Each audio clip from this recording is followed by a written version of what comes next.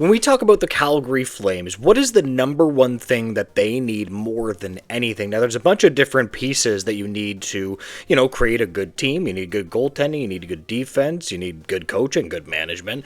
But one of the hardest things to do in the National Hockey League, and the hardest thing to find, is scoring, and not only scoring, but high-end scoring.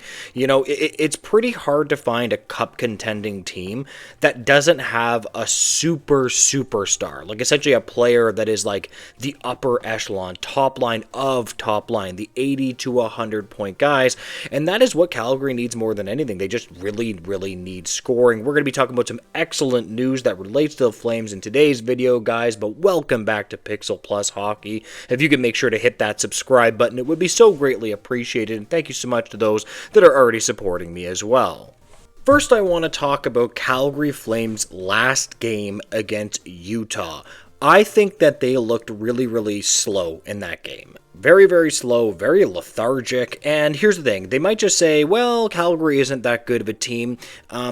I understand they might not have the high-end talent. I don't really like that discussion because I think that any team can work hard, skate, get to the puck first, and can control play, right? Like, even if you don't have the most talented team, you can still control play.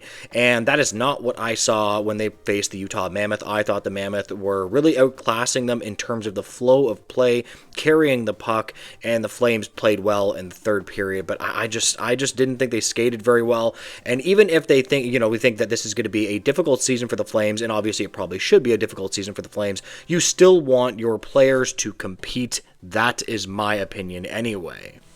And here we go. We have the Flames assign Matt Ridden to the Wranglers and activate Jonathan Huberdeau from injury reserve list. Now, close quote, now, I actually thought that Huberdeau was going to be more injured because he wasn't at Calgary's home opener on the bench, and I figured that he would have been. So I thought to myself, like, wow, like maybe he is more injured than we thought. I don't know. But it is good news that at least, he looks to be ready to go, and this is exactly what the Calgary Flames need. They desperately need offense. Now, when it comes to Gridden, I am actually quite excited to see what he can do in the American Hockey League. I think that actually makes a lot more sense for this player right now. To me, he already had a pretty impressive stint. He did score 1 goal in 4 games. And we have to remember how young this guy is. The Calgary Flames drafted him in the first round, 28th overall, in the 2024 NHL entry draft. He is only 19 years old. And I mean, he's only really played in the QMJHL, 56 games, 79 points. So honestly, it makes so much sense to just put this player in the American Hockey League. I like the American Hockey League because it gives us a better look at what a young player can be. So can he produce at around or close to a point per game pace? Even if a 19-year-old can do that in the AHL, that's just like really impressive stuff. So we're going to be waiting on how he develops as well. Now, on to the trade rumors that I wanted to talk about that relate to the Calgary Flames, because it isn't just Jonathan Huberdeau coming back. It does look like Calgary's actually, interestingly enough, inquiring about a blue liner, which I guess, listen, if you can always get a good young blue liner that's at a bargain and that, an organization might not have that, he might not have that much space in a certain organization. Like sometimes you just kind of lose favor in an organization. Like you can look at Nick Robertson, like maybe if that guy goes somewhere else, he could be very good. And honestly, if you can get one for a very cheap price, why not? And here we have an interesting quote. On Friday afternoon, Anthony DeMarco of the Daily Faceoff reported the Calgary Flames, who did business with the Flyers as recently January with Morgan Frost and Joel Farabee trade, are looking for a young defenseman. They are reportedly want to move out some defenders too. The quote continues. Sounds like the Flames are looking for a young left-shot defenseman with size. They have too many bodies on one-way deals on defense, and want to move some out. Bean and Mirmanov being two, I'm told, DeMarco wrote. Very interesting. So they are looking to just move some contracts out and see what exactly they can get. And the quote continues with the player. Philadelphia's Zamula, who played junior in Calgary, I've heard Calgary likes. Very interesting. Now, to be fair, this is a defenseman that hasn't necessarily had a lot of opportunity. Right now, in 2 games played, he averages 15 minutes and 49 seconds. Interestingly enough, 63 and 66 games before in Philadelphia, 16 minutes and 31 seconds to 16 minutes the year before. So we're talking about a defenseman that plays about 16 minutes. That's not really like even second pair time. He doesn't even touch 18 minutes. Calgary's, their scouting staff probably sees this player with more opportunity, potentially could be something else. And again, if it comes for cheap and you don't really give up too much from your organization's standpoint, it actually kind of makes sense.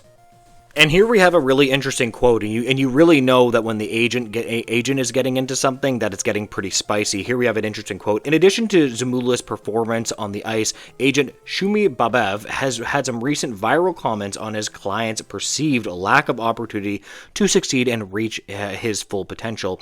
So it's just another unwanted fire for the Flyers that they may have to put out, close quote.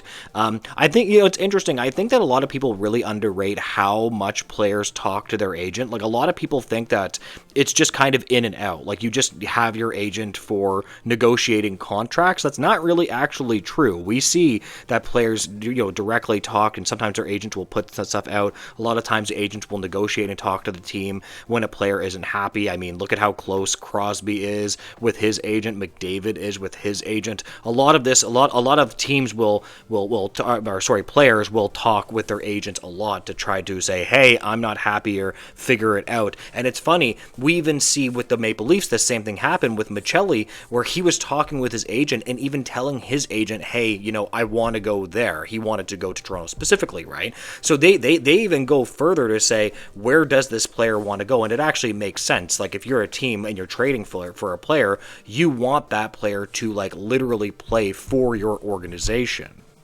When it comes to Simula, though, just to touch on the player really quickly, he actually played a little bit more NHL games than I've actually thought.